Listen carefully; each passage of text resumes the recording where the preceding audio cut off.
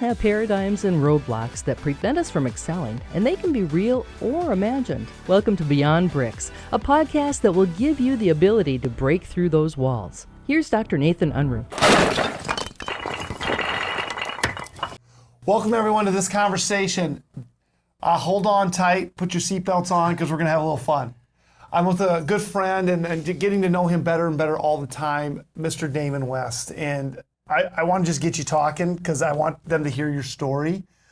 First of all, thank you for being here. Thank you for having me. Brother, every time I come into Sioux Falls, you are like the greatest ambassador I've ever met to this city. And this time you bring me in and the weather's good. You're ready to have great weather, man. Give me some good weather this time. Been snow on the ground every time I've been here, but this one, I meet you and there's sunshine now, so that's great. Well, here's how I got to know Damon West. I'm sitting at home and my son says to me, Dad, you got to listen to this guy. Sends me this podcast of you on Ed Milet's podcast. By the time I'm done listening to the podcast, I got tears rolling down my face. I call my assistant and I say, we're hiring Damon West. And his book in front of me here, The Coffee Bean, is a book that you co-authored with John Gordon. Yeah. And it's a phenomenal read, a phenomenal concept. But tell us, how did we get here?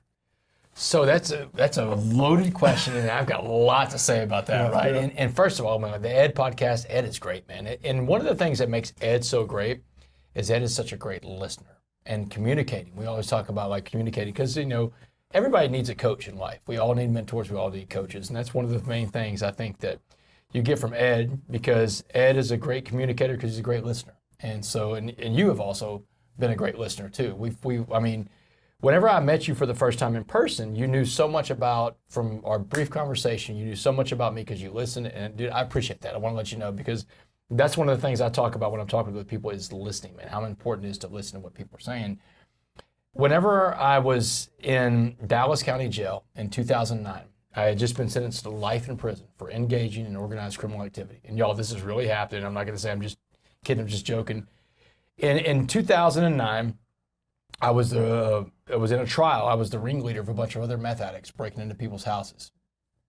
Back up about 5 years before that, I was a stockbroker in Dallas, and another stockbroker introduced me to methamphetamines one day.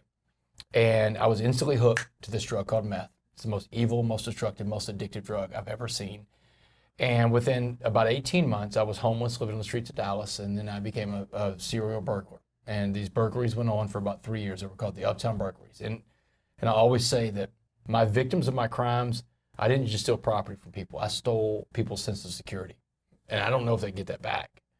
So now I'm answering for my crimes in 2009 at this long trial that I had to go through in Dallas. And the jury sentenced me to life in prison for engaging in organized crime on May 18th, 2009. So right after I've been sentenced to life in prison, my mom and my dad, they had this very serious conversation with me. And my mom gives me this ultimatum. No gangs and no tattoos. And she tells me, come back as the man we raised or don't come back at all. And I don't know how I'm going to do this, Nathan, because I'm going to this world, this pressure cooker that I've never been, I've never known anybody that's been in prison at this point. But I run into this older black man named Mr. Jackson in Dallas County Jail, and he shares with me the story of the coffee bean. And he's telling me that prison is going to be like a pot of boiling water. And he said, you have three choices how to respond. You can be like a carrot that becomes soft in the boiling water, an egg that becomes hard in boiling water, or a coffee bean which changes the pot of boiling water into a pot of coffee. And he told me, he said, be a coffee bean. And I remember thinking to myself, man, I can understand that. I can wrap my brain around that. And it's the reaction I see from people, whether they're 5 to 95 years old, they understand the concept of the coffee bean.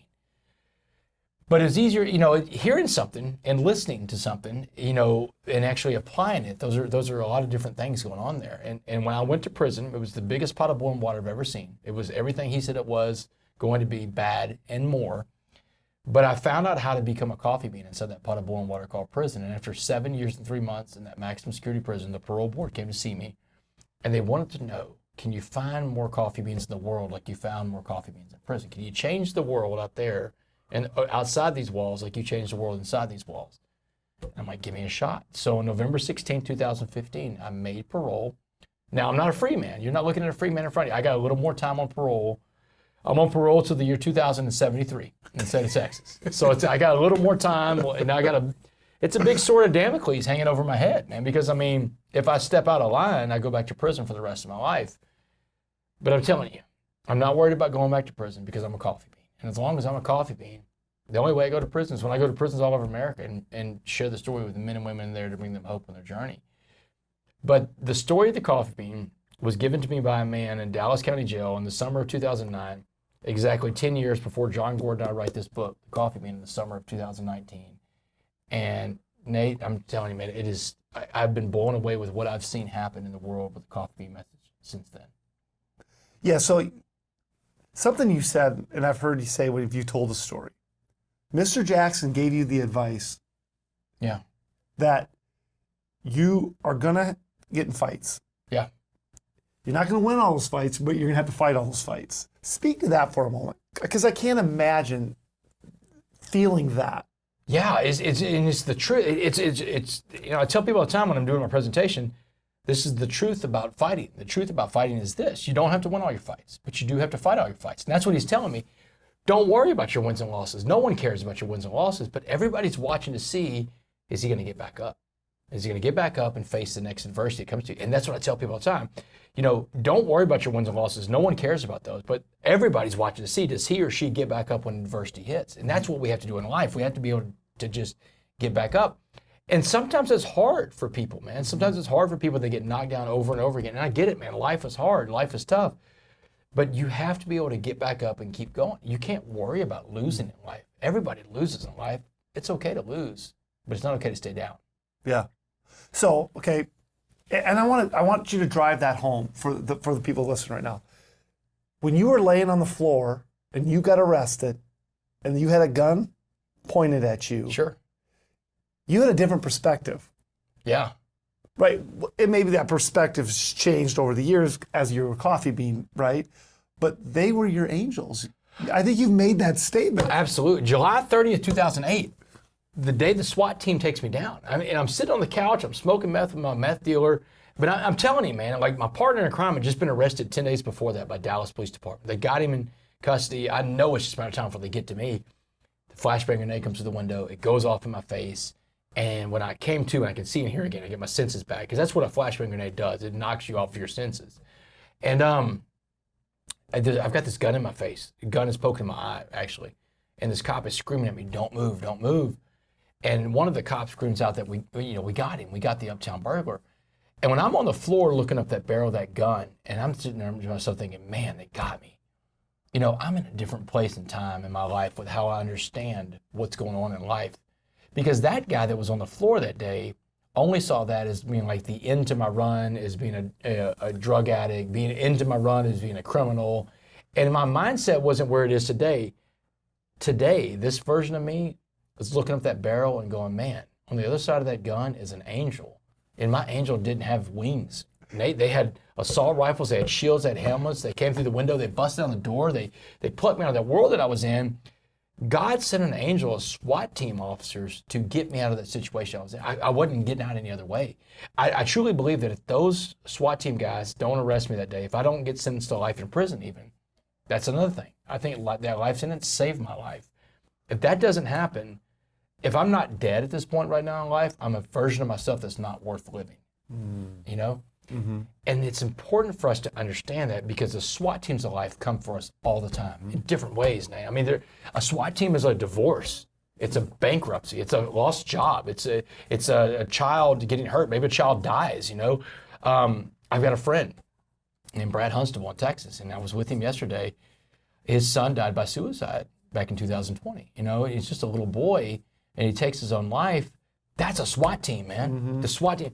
But what he did with it is he made awareness around the issue of, adolescent suicide, and he's made this big platform that his son, didn't die, didn't take his own life in vain, and he made something out of that bad situation. And that's where really we find out, that's what the separators are in life, is that people that get knocked down by great tragedies, the SWAT team comes to get them, what do you do now? Because the SWAT teams of life are always coming for us, always. Yeah, and I think that it's easy, though, to become a victim versus a victor. Absolutely. So we have to be a victim mindset. And our society tells us it's okay to be a victim. Yeah. It's so great. I mean, our society right now is so soft. Let me tell you about how soft some of our society is right now. I've never shared this on the podcast. I was talking with Andy Frisella about this the other day. Do you know Andy? Yeah. So I was talking with Andy. I said, hey, Andy, I go train at Army bases all over America. And they bring me in, and I'm out there at Fort Sill one time, and they've got all these, cadets and recruits that are off on the side. They're on crutches, and they bring me in to talk to all of them. They're in this little medical unit. And I'm like, man, that's a lot of young people in a medical unit. What's going on? They call it soft bones. The Pentagon talks about this. They call it soft bones. They call them soft bones because a lot of these kids come into basic training and they haven't done anything for the first 18 years of their life. Haven't left the house.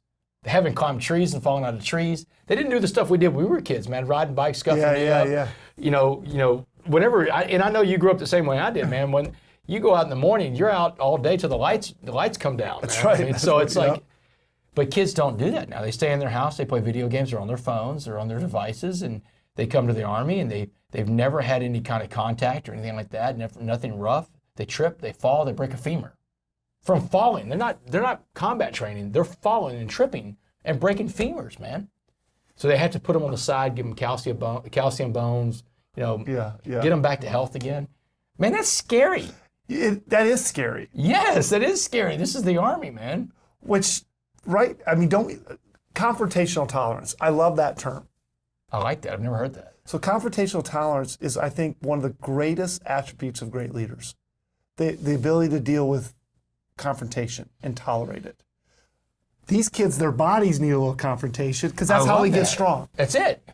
Without a little friction, there is no traction. That's it. Right? You need friction in life. Yeah, that's something that to me, that's like the alarm bell should be going off in this country when you have, troops that you're training that aren't even ready to do basic physical exercises, man. Yeah. That's scary because we've allowed our society to be soft right now. Yeah. Okay, so your mother didn't allow you to be soft. I'm going to transition to that for a minute because I love that part of your story. Is that, so many times we hear stories of kids that get involved with drugs, kids that start stealing, but these kids come from broken homes. These kids have had lots of trauma. That wasn't you. No. So I want you, you were a Division I athlete, North Texas. Yeah. Quarterback, stud on campus. Yeah. Raised in a Christian home, great parents, and your mother especially, I'm talking about your mom, about what she told you and and you already mentioned a little bit, but talk about that interaction. So, and before I do that, let me tell you that, whenever I was in prison, I was a sober observer to a world that I never even thought I'd be a part of, right? Prison. And how much do you know about a prison, right? In your life, you haven't been inside one, and that was my life. I was never going to be inside of a prison, but now I'm there, and I'm a sober observer to what's going on. My bachelor's degree was in sociology, and I always equate prison to being like living in a giant sociological petri dish. It was like waking up in a lab every day. I'm in a lab experiment, and this is human labs going on because anything can happen inside of a prison. So I started paying attention. I identified 5 variables that really kind of determine whether or not someone is going to have a predisposition to have a negative interaction with the criminal justice system in America. This is in order: poverty, lack of education, lack of a family unit, race, and then there's substance abuse / mental health. Now, I'm an outlier for the first 4. Poverty. Now, I didn't grow up poor. I grew up middle class. Lack of an education. Had the best education there was. Man, I had a bachelor's degree and went to prison. Most guys, if they make it out of high school and get to prison, they're lucky. 7th grade is about the average education in prison. Lack of a family unit, not me, brother. My parents next week are going to celebrate 55 years of being married. It's awesome. I didn't come from a broken home or a split home. Race, no, couldn't identify with that one either, man. I'm a white middle class guy. I'm not, most of your prison population is going to be black, going to be African American. Next is going to be Hispanic, then it's going to be white. So I'm an outlier for those 4, but it's substance abuse. That was the rail that I touched, and substance abuse ended up being the one thing that did me in. But I came from a great family, and my family unit. I tell people all the time, I won the lottery when I got my parents, because you don't get to pick your parents. Your parents are picked for you, and that's not a choice you get to make. But my parents were incredible. Great childhood, great background. My parents were always in my life. They were always trying to help me become the best version of me. They allowed me to fall out of trees and scuff my knees up and stuff like that. I mean, and sports was a big deal in my home because my dad was a sports writer.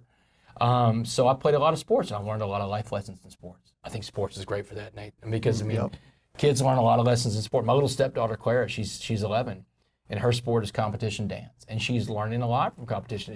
When they lose, it's like, well, we want to get better. It's like, okay, what do you want to do? So you want to take some lessons? We can do that. You want to work harder? You want to spend more hours in here? Because she's learning in life that when you say yes to something over here, you got to say no to something over here. And that's a big one in life, and you get that from sports. But my mom, whenever I was going through the drug stuff, and I'm in Dallas, my parents live in Port Arthur, which is 6 hours away. They know something's wrong. I lie to them a lot. When I talk on the phone, I lie to them. I don't go see them much anymore. They know something's wrong, but they can't put their finger on it. But when I get arrested, I call home from Dallas County Jail. And the first call I have home, my dad actually answered the phone first. And he was screaming and crying. I've never seen my dad cry before, but man, he is broke. I broke my dad. And I could hear it in his voice. I've never heard him cry. My mom snatches the phone from my dad. She's like, baby, listen, I've never seen your father like this before, but we need to have a serious conversation. We got to talk. She said, you need to understand that we love you unconditionally. Unconditional love, Nate. She said, there's nothing you can do to make us not love you. That was the deal we made with God when he loaned you to us. She said, do you understand what I'm saying? I was like, yeah, I got it, Mom. She's like, that's good, baby, because we just gave you back to God. She said, there's nothing we can do for you. She said, that's fantastic. I mean, she was just, and that was my mom. That's how my mom, she said, you are now a captive audience to God, and you better start listening to him. And she's reminded me of this prayer plaque that she had on the wall as a kid when I grew up. My mom has prayer plaques everywhere, but she's a very devout Christian woman. And this prayer plaque is footprints in the sand. And she's reminded me on that jail phone about footprints in the sand. Get on God's back, The only set of footprints in that jail are God's, not yours. Get on his back, But when I got sentenced to life in prison, 10 months after that phone call, I get a little visit with my mom and my dad. The county is going to give my parents one last visit with me before I go to prison. I mean, they feel sorry for my parents. I just got life. My dad, again, he cannot talk. He's in stunned disbelief that his son, who once had all those promises of life, just got a life sentence in prison. So my mom, that strong-willed Christian woman, that nurse, does all the talk. You seen the theme here? Yeah, yeah. So, and she's telling me, she's like, Damon, debts in life demand to be paid. And you just got hit with one hell of a bill from the state of Texas. She said, but you did everything they said you did, so you're going to have to go and pay that debt to society because you owe Texas that debt. She said, but you owe your father and I debt too. We gave you all the opportunities, love, and support to be anything you want to be in life, and that is how you just repaid us what we saw in that courtroom? Not going to work. Raised you in Port Arthur, Texas, a giant melting pot of a city. We gave you a great moral compass, which you chose to not use. She said, so here's the debt you're going to pay us. She said, when you go to prison, you will not get in one of these white hate groups, one of these Aryan Brotherhood type of gangs, because you're scared because you're a minority in there. She said, that's not going to work. You were never raised to be a racist. You're not going to be a racist now. She said, you will not get any tattoos while you're inside that prison. And I mean, if I didn't have this jacket on, I'd show your view. I'd show everybody, man. I got no tats. I was in a maximum security level 5 prison, Nate, for almost 10 years, man. Level 5 is the highest security level there is, man. No tattoos. And these guys want to tattoo every inch of your body in prison. These guys are hitting me up constantly. Wes, let me put a tattoo on you, man. And I tell them the same thing, man. Dude, I can't do it. My mom said no, How'd that go over? Yeah. My mom said no. They would laugh, but I mean, here's the thing. That's a good question, actually, that you just asked. Because guys respect another guy's mother in prison. The busiest visitation day in prison is Mother's Day. Yeah. Wow. Everybody's got a mom, right? And moms are going to love you no matter what. Moms are going to love you no matter what. Father's Day is nothing like Mother's Day. Mother's Day is the busiest visitation day of the year. That's interesting. Yeah, and my parents lived 10 minutes away from where I did my time, so they would see me. My parents came to see me over 150 times in prison. Over 100, man, no one got that many visits. Not a single other person in prison. Wardens, majors, people from the chapel, they're like, never seen anybody get this many visits, Damon. You are truly blessed. And I was. My mom and my dad never gave up on me. The only visitation day of the year that my mother would not come to see me is Mother's Day. And she always said, Damon, we're going to leave that visitation table open for someone else's mother to visit their son. It's my mom. But my mom, that she can be stern. She's a thoughtful, loving Christian woman, but she's sitting there with her son in front of her, and she's telling me, no gangs, no tattoos. She said, you come back as the man we raised, or don't come back to us at all. What did that do to you? it took the wind out of me. For the second time in 5 minutes. I just got sentenced to life in prison 5 minutes before that. You know, the shock hasn't even worn off from that. And now I've got my mom telling me, you know, you've got to go through this gauntlet of prison, which there's a lot of unknowns. Unknowns create fears. You know, a lot of people, we fear the unknown. We don't know what we're going to go into. And in some cases, fears, you know, turn out to be true, you know? Or Jackson told me. Jackson told me there's a difference between danger and fear. And he said this. He said, fear isn't real. Fear is a feeling, it's emotion you get in the situation you're in. Fears aren't real. He said, but danger is real. And you have to respect danger. And anytime you're around danger, respect it. But fear, you have to be able to say, is this fear, is it danger? And so, but that time, I have a lot of fear about the world I'm about to go into. I just got sentenced to life in prison. My mom's telling me that I can't look like the guys that I'm seeing around me in county jail that have been to prison. Every person I'm seeing, Nate, I mean, they all have the tatted up thing going on. Most of the guys are in gangs, you know, because I've talked to these guys the 10 months I've been in county jail, but I don't have a lot in common with them. But now I just became a lifer. How am I going to be the opposite of what I see around me? Everything I see around me looks one way, and she's telling me I can't go that path. I got to go another way. And I'm freaked out by it. And I'm going to tell you something that happened, and I've talked about this on some podcasts, not many. May 18, 2009. The day I'm sentenced to life in prison, I have that conversation with my mom and my dad. The guards come to get me. They take me back to my pod in Dallas County Jail. So I walk in. And so all these guys in county jail, they've been watching my trial on TV for days, man. It's a very high profile case, so it's on the news every day. And they saw that I was sentenced to life in prison. And man, when I walked into the pod, there's 63 other guys in there. No one will come near me. They're staring at me. They're looking at a dead man walking, a guy with a life sentence. And I think they're afraid they're going to catch a life sentence if they get too close to me. No one wants to come near the guy that just got life. I'm ostracized immediately. And man, look, the only thing I want to do right there at that point, I want to cry. But you can't cry in that environment. It's a very predatory environment. That's a sign of weakness. But the only place you can cry is inside the shower. So I have the thickest face I could put on. I walked to my bunk. I grabbed my shower stuff, my shower shoes, my towel, my soap. I go to the showers. I hit the shower water on. The water hits me in the face, and the tears start coming, you know? And the reason why you can cry in the shower because no one can tell. Nobody can tell, yeah. Water hits me, tears come flooding, and man, I'm just boo-hooing like a baby in there, and I'm talking to Christ. I'm like, hey, I can't do this. I don't know what to do. I'm lost. I'm stuck. Will you take me back? And man, that's how it is with Christ, man. There was no like admonishment, like you didn't listen to me. I told you to do this. You didn't. None of that. Get on my back. Let's go, Damon. May 18, 2009 was the day that I lost my old life and started my new one in Christ. And it was just a wild transformation in one day. There was a peace that came over from that shower, but that like I'm back in, you know, in good graces. Because I think sometimes in life we feel like that the things we do disqualify us from being closer to God. Like, you know, it happens a lot. I hear people tell me about it, and I even do it too, till I remind myself that, you know, Christ died for your sins, man. It's okay. You're going to screw up. You're going to make mistakes, but you got to own it. Owning your mistakes is a big thing. This is like a big thing. And now it was like, that's what Christ is telling me. Now it's time to start owning this stuff and transforming you back around. And, you know, lo and behold, you know, Mr. Jackson is there waiting for me inside Dallas County Jail, you know, waiting to give me the story of the coffee bean after that shower conversion that I have in there. There's Mr. Jackson waiting out there. I think that Christ will use people I know there's people on the roads of life, no matter what choices you make in life, good and bad, there's going to always be a guide, a messenger, or maybe it's a mentor or a coach, because we all need mentors in life, don't we? We all need coaches. I mean, I know I do. If Tom Brady does, if Michael Jordan does, you need a coach too. Yeah, that's right, yeah. But some of these people come to us and they don't look like us. They don't come from the same background as us. So maybe we don't listen to them because we think, man, well, how could they know, you know, how could they have anything that could help me? You don't come from the same background as me. Same education maybe, you know, socioeconomic status. You're different than me. No, you got to be receptive to all the messengers to get all the messages of life. Mr. Jackson was a black Muslim man in Dallas County Jail. Couldn't be further from me if he tried. Man, I'm a white, middle-class Catholic guy from a little bitty town called Port Arthur. But this guy from the streets of Dallas shared with me one of the most important transformational messages I've ever received. And there were other messengers along the road in there. You know, I got, you know, my first cellmate when I got to prison, a guy named Carlos, man. He's sharing with me about changing the way I think. You know, he's telling me, you got to stop looking at prison as a punishment and start looking at prison as an opportunity. And man, I didn't understand what he was. I didn't understand. I couldn't wrap my brain around that, Nate. I was like, what do you mean prison's an opportunity, man? This is like the worst thing in the world. He said, this is your, dude, you got 24 hours a day, 7 days a week to become the best version of you. And the night he was telling me that, man, the guard got done counting our cell.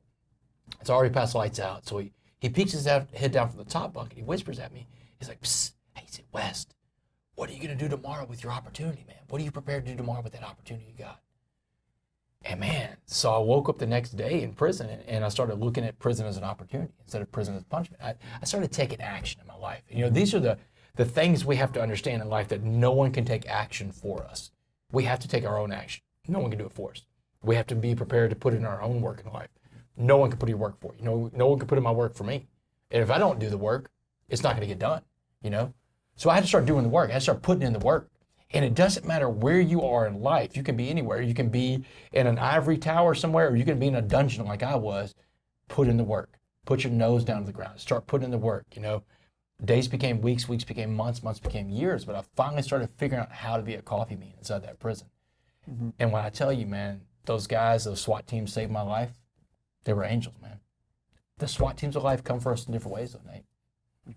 So I want you just to, as I hear you talking right there and talking about just the SWAT teams, they're all shapes or sizes. As I hear you, Mr. Jackson, and you crying in that shower, that is the Holy Spirit. Isn't it amazing how Absolutely. The Lord works in just different ways? Where's Mr. Jackson today? Man, this is the most frequent question I get. I mean, I've been out of prison for 7.5 years of this recording, right? The most frequent question I get is like, what about Mr. Jackson? What happened to him? And I couldn't ever find him because his name's not really Mr. Jackson. I gave him that name for the sake of the story. The only name I knew this guy by in Dallas County Jail is Muhammad. Because when guys go to prison and they convert to Islam, they get rid of their real name. Think about Cassius Clay. Cassius Clay went to prison in the 1960s. He walked out of prison as Muhammad Ali. That's how you got Muhammad Ali. This guy's name was Muhammad. So when I meet him in 2009, he tells me his name's Muhammad. I'm not in the frame of mind to start asking people what their real names are. I mean, I'm like, man, I'm scared to death. So I never got his real name. Never knew it. I get out of prison in 2015. I go back to Dallas. I start paying my fines. I got a lot of fines to pay off. And I ask them, I said, I'm trying to find my friend Muhammad. And they're like, Mr. West, we need a real name or a birthday. We can't find your friend. So I go back to Port Arthur, which is about 6 hours from Dallas, and I start sharing my story and sharing the story of the coffee bean. And you got to understand, though, Nathan, I'm in the South, brother. I mean, I'm not just going to go around saying, hey, I just got out of prison and Muhammad told me this and Muhammad told me that. I just don't think it's going to fly where I live. So I just gave him the name Mr. Jackson because everybody ended up loving Mr. Jackson. And more importantly, they loved Mr. Jackson's message of the coffee bean. People were listening. They're listening to the message, right? So I got a letter from an inmate in the Texas Department of Criminal Justice this past summer. In my book, The Change Agent, has my P.O. box in there for inmates to write me. An inmate writes me in the Texas Department of Criminal Justice, and it has one sentence in there. It says, find James Lynn Baker, and you find Mr. Jackson. My first clue. So I go to Dallas, get a private investigator involved. I get with my lawyer. He gets a private investigator involved, and we go find James Lynn Baker. First thing we find is James Lynn Baker's criminal record. Matched everything he said in Dallas County Jail. Had him in and out of prison his entire life, which is what he told me. He told me he was in there on a parole violation, which it had him in there 2009, parole violation. Same time I'm in jail. So he's in jail the same time I am in 2009. This is my guy. I'm excited, man. I get to see Mr. Jackson again. But I never got to see him again, Nathan, because he died on May 9th, 2017. He died of an opiate overdose. He was a drug addict just like me, but he never got help for his addiction. He never got into a program of recovery. So now that I knew who he was, this is integrity. Integrity is a pillar of life. If you want to have a successful life, you want to be a success story, you have to have integrity. You got to act with integrity. And that's who you are when God is watching. That's your character, right? So I told my lawyer, I said, now that we know who he is, I need to go find his family to honor him somehow. And my lawyer was like, dude, what do you mean go find his family? This could go a lot of different directions, and most of them are not good. The coffee bean story is yours. He's passed away. Keep me doing good stuff. I'm like, I can't do that. I don't think that's what God wants me to do now that I know who he is. I got to honor him. So it got kind of wild. The private investigator finds his family. His sister, he has two little sisters in the 1970s that are Dallas Cowboy cheerleaders. One of them is the first Dallas Cowboy cheerleader ever. Yeah, Von Seal Baker, the first woman to wear the uniform.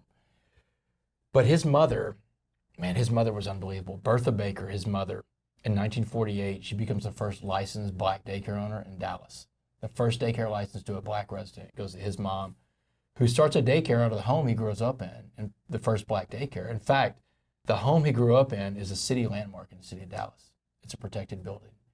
And I'm like, man, this guy came from royalty, you know? So the private investigator sets up a phone call with the 3 living sisters, Visha, Von Seal, and Vanessa Baker. And I called these ladies up I remember where I was in Hartsfield Airport, Atlanta, on a layover one night. And I called them up, and I told them a story about what happened when I met their brother in Dallas County Jail in 2009, and the message he gave me. And I was like, hey, listen, y'all, I don't know what your feelings are about your brother and the choices that he made in life, but I need you to understand, your brother impacted at least one person on this planet, and that one person is going to impact the entire planet with the message he gave me. So I was like, hey, what high school did y'all go to? Where'd y'all go to high school? And they said Dallas Lincoln. And he told me it's from the inner city, and they confirmed that. Dallas Lincoln is as inner city and urban as you can get in Dallas. I was like, great, here's what I want to do at Dallas Lincoln. I'm going to start a scholarship in your brother's name. And I'm going to personally put $10,000 every year into a trust for a scholarship, the James Land Baker II Be a Coffee Bean Scholarship, so that every year, one little boy or one little girl that grows up in his neighborhood, that goes to his high school, is going to get a better chance at life through an education, because these 2 guys had this encounter in Dallas County Jail in 2009. So the family just picked the first scholarship recipient. Oh, I love it. Yeah, a little girl named Rayona Bailey. Rayona is a first-generation college, African-American girl, first-generation college student, 3.9 GPA, wants to be a nurse one day. I love Just it. like Jackson's mom was a nurse, my mom was a nurse, my wife was a nurse practitioner.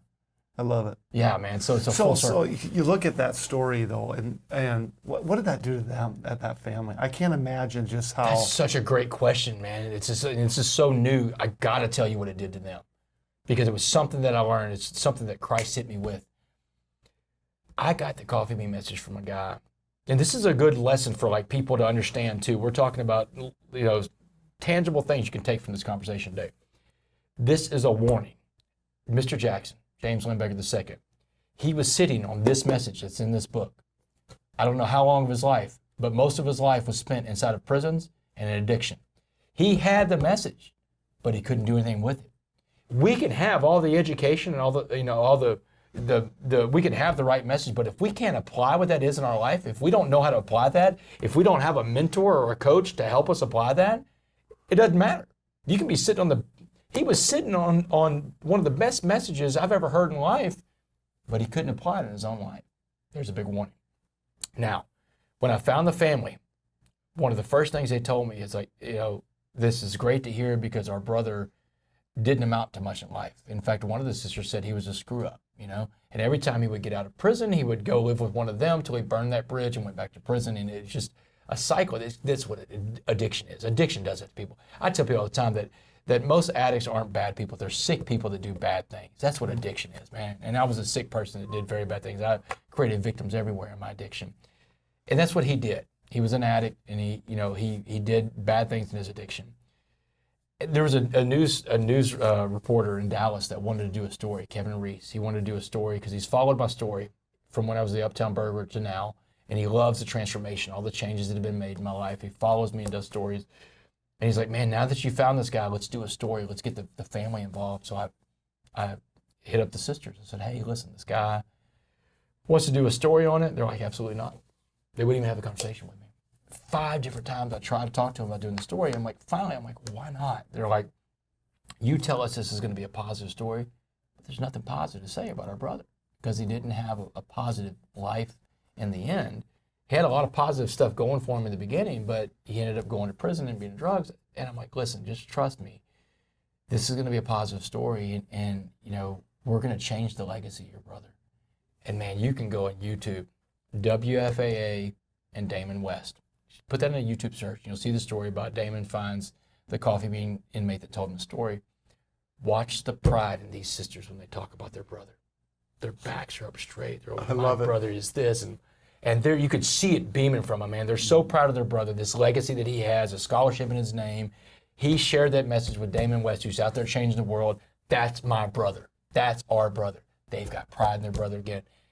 And it's what I learned. The coffee bean message, I've learned so much from it and about the power that we have to transform the world around us. But I'm telling you, man, Christ hit me over the head with this whenever I realized that I'm a redeemed man by every metric. You look at my life, I turned it around. I've become a good person. I've become a family man. I've become a businessman, an entrepreneur. I'm a redeemed man. But part of getting that message from him back in 2009 was so that I could redeem him one day too. And sometimes in life, I would argue a lot of times in life, it's about what we're supposed to do for other people. And that's that servant leadership component. And I never knew that was there. That was part of what the mission was with the coffee bean message. But now that it's happened, I was supposed to always redeem him. And now I've redeemed him. He's got a legacy to leave behind. I love it. All right, so a couple more things. Then we're going to close this up. So here's, Mr. Jackson gives you this message of the coffee bean. You redeem your life, you redeem his. But now you have this message. And even though it's right now, every time I listen to you, I get more fascinated and inspired. But you had to work to get this message out. Yeah. So it didn't just all say, okay, I got this message and people came gravitating to you. You said, I'm going to make this change in other people's lives. But when you told me the story about Clemson, just tell that. Just tell how you had to work to say, I'm going to impress this message in other people's lives. Let me tell you a little bit more with that story too that I don't want to get into when I'm talking to groups. But so I get out of prison in 2015, November 2015. And I want to share my story. But Nate, when I first get out of prison, man, no one's going to let me. I can't go knock on the door of a school and say, hey, I just got out of prison. I want to talk to your kids. Man, they'll lock you back up. There's nowhere for me to speak. And so my sponsor in AA, we'll call him Ray, Protect His Anonymity. Ray's like, man, you got to get out and start doing service work, man. You're going to go back to prison because you're stuck inside yourself. You're miserable right now. And I'm like, well, no one will let me come talk. He's like, don't worry about that. That'll come at some point. Go volunteer. Go to an old folks home. Go volunteer and spend time with people that don't ever get visitors. So I started, my life of service began in senior citizens homes, just going sitting around and listening to people tell me their stories all day long on a Saturday and Sunday. Because hold on. You went from prison to the senior citizens home. Yeah, but it's like, that's what he told me. He said, go spend time, because my argument with him was like, I can't do anything because I'm an ex-con. He goes, that's not true. Now you have self-pity. Self-pity is a good way to go back to prison. He said, so get past your self-pity. There's places that would love to have you. He said, go to a senior citizens home, go to the front desk, ask them for a list of people who never get visitors. They'll give you a list a mile long. People that have been forgotten about by their families. People who live in an institution. He said, you just walked out of an institution. You know what it's like to be lonely in an institution. Go spend your weekend with those people and just visit them. Just let them talk to you. Listen. He's telling me to just go to listen. Listening's important, man. So I do that. That becomes my first service work project. And I find a cop and a judge locally in that area that will take me into schools. And it's not a lot of places that I'm getting to speak. But there's a mirror in my parents' spare bedroom. This happened to be there when I moved in. I live in their spare bedroom. There's a mirror in there. And I put together my presentation. The presentation I have today began in that spare bedroom. And every day that I wasn't out speaking somewhere, which was most days when I first got out, I did a presentation every single night in front of that mirror. And I built this presentation and I got it, I fine-tuned it, I'd have a stopwatch, I'd have my laptop out, and I'd have it and I'd practice in front of that mirror every day. I got a rep in every day. I got my reps in. Oh, people want to talk about this thing called the overnight success. They think this thing is real, no, there's no such thing as an overnight success, man. Hard work, dedication, commitment, patience, a little bit of luck.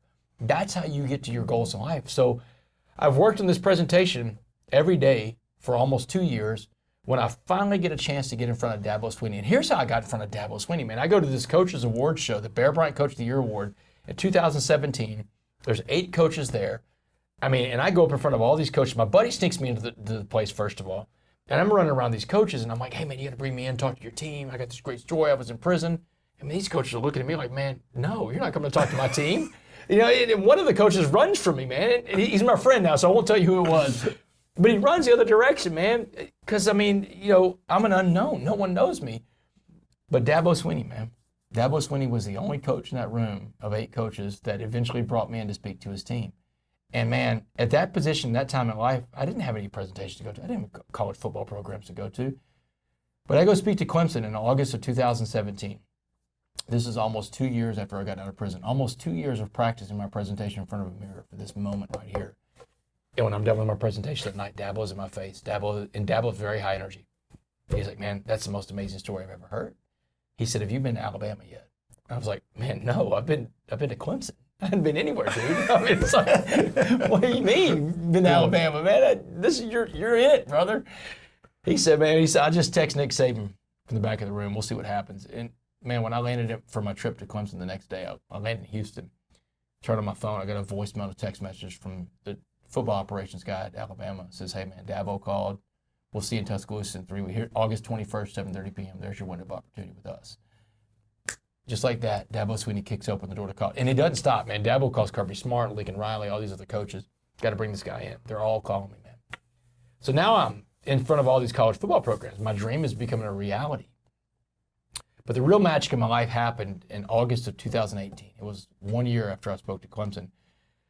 I'm at my desk at work at this law firm, which I don't work at the law firm. I'm an entrepreneur now. I've got several businesses now. But back then I was working at this law firm in 2018. And I get a phone call. And on the other end of my phone is a guy named John Gordon. John Gordon, man, one of the biggest motivational speakers and authors in America is on my phone. And I'm like, dude, John, I know who you are. How do you know who I am? And he said, Dabo Swinney. He said, man, I just got done speaking to Clemson's football team. Dabo's a real close friend of mine. Dabo brings me in the office and he tells me your story for 30 minutes, Damon. He told me all about your story. He did your presentation for 30 minutes. And he told me the story of the coffee bean. And he said, John said this in 2018, before the pandemic. John said, Damon, the world needs the coffee bean message. Let's deliver this message to the world. Let's write a book. We'll call it The Coffee Bean.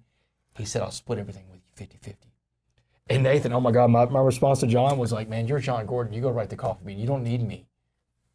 Thankfully, John is one of the most amazing human beings I've ever met. He's my best friend and mentor in life to this day still. John said, Damon, God has already showed me what the cover of the book looks like and your name's on it. Let's listen to God. Let's write this book together. He said, I'll split everything with you 50-50. So the book comes out in July of 2019, becomes an instant bestseller here in America, this book right here. Then it gets a global publishing deal attached to it because it did so well in America. Now it's in almost every language in the world. It's in Chinese, Spanish, Arabic, French, Italian. All these different languages and cultures have the coffee bean on their bookshelves.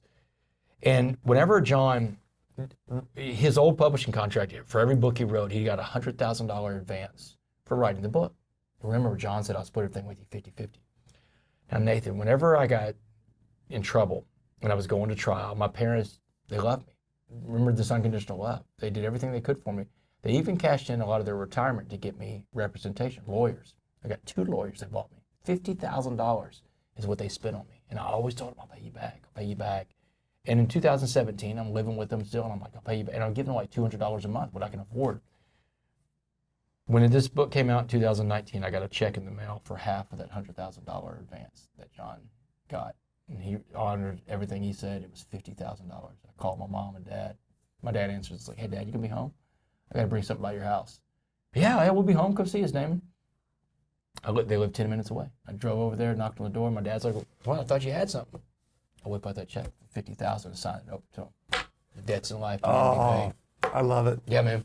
And so, I can't imagine seeing your mom's face. Oh my and your God, my dad was face. bawling. He was like, yeah. He's like, I never thought we'd ever see this money, and that was okay because we love you. And I'm like, It wasn't about the money. yeah. I mean, the money was just, I can't imagine how they feel, how proud they got their son back that they raised, that what your mom told you And don't he come paid his back. debts. And he's paid his debts. Paid his debts. Yeah, Remember I my mom love it. told me debts Yeah. in life demand to be paid Yes. after I got sentenced to life in Yes. prison. And now, because of John Gordon, Dabo Swinney, because I stuck around that room that night in Houston, Texas on January 12, 2017 at the Bear Bryant Coach of the Year Award, man, I had been told no 7 times in 1 hour. That's a no every 8 minutes, man. There's one more coach to talk to. And Dabo is the guy. And he beat Alabama 2 nights before for the national championship. Everybody wants his time. And so I had to wait it out, man. And I finally got my chance to shoot my shot to Dabo. I asked the question. The only question you know the answer to in life is the one you don't ask. That's a no. Every time you don't ask the question, it's going to be a no every single time. Or as Wayne Gretzky said, you miss 100% of the shots you don't take. Yep. Man, take your shots in life. Ask your questions, man. Go for it, Yeah. I love it. I love it. Okay, so we're going to close on this. What are you up to now? Oh, man, so where do I start? So I started sharing the story of the coffee bean. Started going out speaking, and I've become one of the bigger speakers in America. I mean, I speak all over the world now, but one of the bigger keynote speakers in America, and I'm in this lane where things are happening. I mean, they're coming at me, and especially after Ed's podcast, you found me. A lot of other people found me because you attached the Coffee Bean message to this big influencers platform. So I'm on the road probably 80% of my life out there speaking, sharing the Coffee Bean message with groups, teams, organizations, sports teams, companies, corporations, whatever. But, one of the things I did when I got out of prison, I went back to school, I got a master's in criminal justice, and I became a professor at the University of Houston, teaching a class called Prisons in America. I became the only professor on earth to teach a prisons class who lived in prison. So part of what I do part-time is as I teach. And I didn't have a class this past semester because the speaking schedule's gotten so heavy.